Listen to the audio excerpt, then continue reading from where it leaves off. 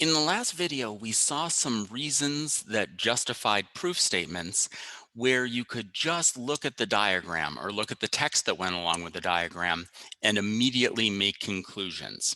And what we're going to do in this video is we're going to look at a few reasons that are valid, but they need a prior line of the proof in order to help justify them. You'll see what I mean in just a moment.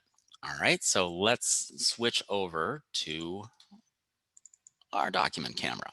All right, so right here, we've got this diagram here. I didn't put a proof statement, but we have given that B is the midpoint of AC.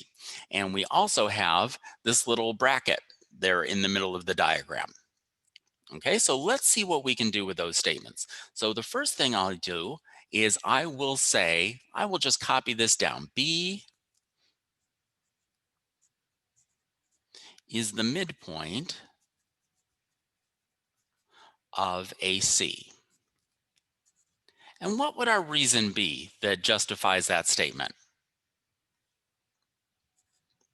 Well, we talked about it in the last video. This is given. It was given to us along with the diagram. And this is a great statement, but it's not as powerful as a congruent statement is. So what I want to do is I want to replace this statement with what it means in purely geometric language without using all of these English words. So what can I conclude as far as a congruent statement, knowing that B is the midpoint of the line segment from A to C?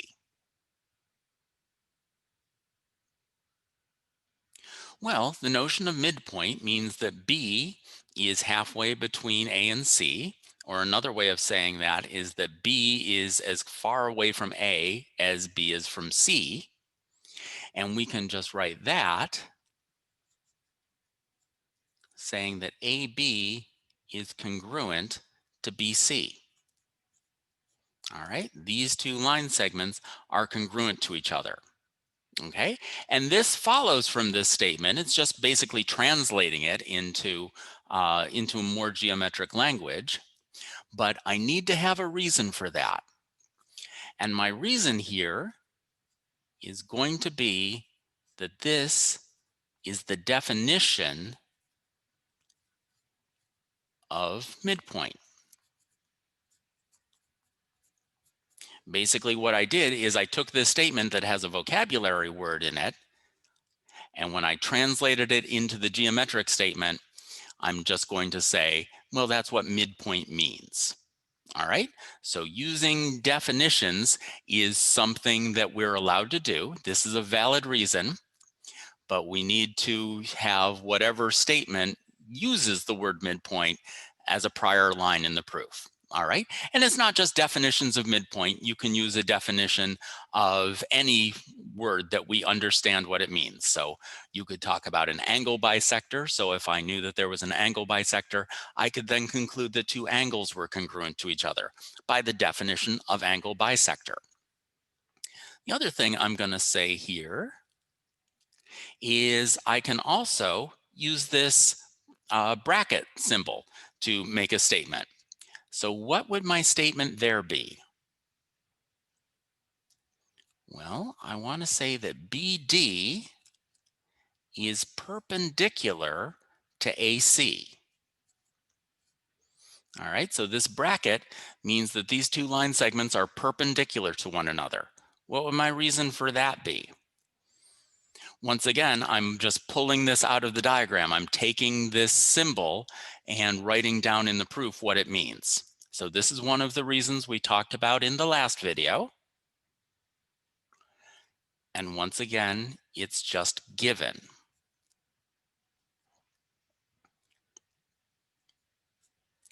But based on that, I want to say something different.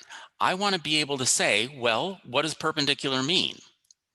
Well, perpendicular means that it forms right angles. So this is a right angle and this is a right angle, and therefore these two angles must be congruent to each other. So I'm going to say triangle or angle ABD is congruent to angle CBD. All right, so this angle is congruent to this angle because they're both right angles, and right angles are always 90 degrees. And so the reason for that we're going to give, and this is a standard reason, so there are all kinds of ways of describing it, but the one that we all have agreed upon is that we want to say that all right angles are congruent. All right, so once again, I've got this reason, which is a perfectly valid reason to say that two angles are congruent to each other, because I know they're both right angles, but I need to have something previous in the proof that makes it clear that these are both right angles. All right, so I need either one or more statements about perpendicularness or measuring that something is a 90-degree angle or something like that. So that is a second reason. The other place where you'll see this is, once again, here's a diagram with a given statement and no to prove statement.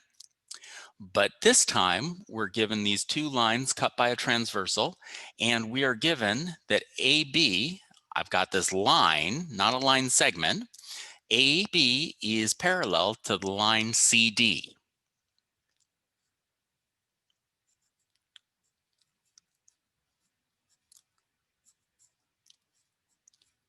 And our reason for this is, once again, that it's given.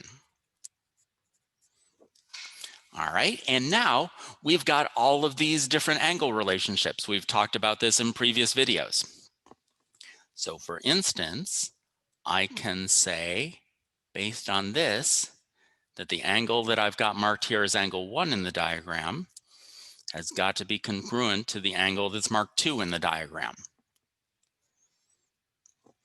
All right, and so what's the relationship between angle 1 and angle 2 in that diagram?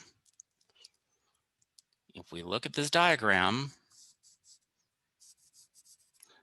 I've got the mark of Zorro here.